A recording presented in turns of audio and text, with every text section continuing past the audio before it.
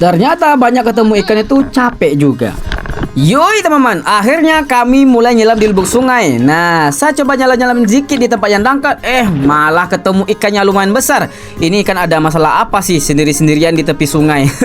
Ikannya nyelip dan langsung saya dapatkan teman-teman. Ikannya juga cukup unik. Dia itu agak pendek tapi gemuk. Mantap banget lah kalau dipandang.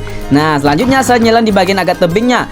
Ketemu ikan lagi yang sama besar dengan yang tadi. Dan ini ikannya agak sedikit terluka itu ekornya. Tapi sayangnya ikannya cukup cerdik teman-teman. Dia lari ke arah atas, ibaratnya dia tuh melayang. Kalau melayang itu susah banget lah kalau ditangkap. Nah, berikutnya baru nyelam di tempat yang lumayan derasnya teman-teman. Langsung ketemu ikan, tapi yang saya kejar langsung yang paling besar. Yang besar malah nyelip teman-teman. Sebenarnya itu ikan hampir kabur teman-teman, tapi untungnya tangan kanan saya langsung menyelipkannya lagi. Dan di sini langsung saya dapatkan itu ikan dengan tangan kiri. Soalnya tangan kanan lumayan sulit lah untuk menggenggamnya, jadi dibantu dengan tangan kiri.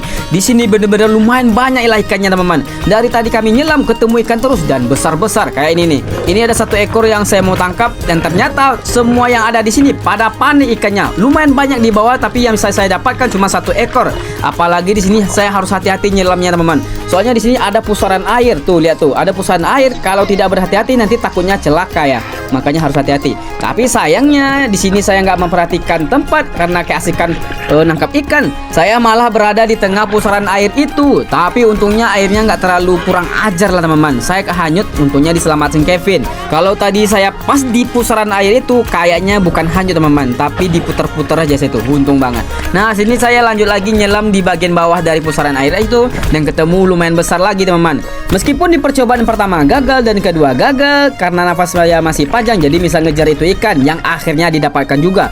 Malam ini ikan yang saya temui itu besar-besar teman-teman. Makanya di sini tuh asik banget lah nyelamnya. Tapi ujungnya ya begitu teman-teman, capek banget. Soalnya memang setiap nyelam ngejar-ngejar ikan terus. Apalagi di akhir-akhir penyelaman ini nih, tangan kami udah mulai capek, jadi sering lepas lah pasti menggenggam ikan.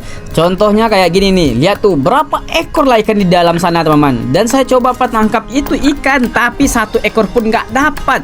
Entah kenapa lah, ikannya entah pintar, entah tangan saya yang udah kecapean. Aduh, padahal banyak banget tuh di dalam sana.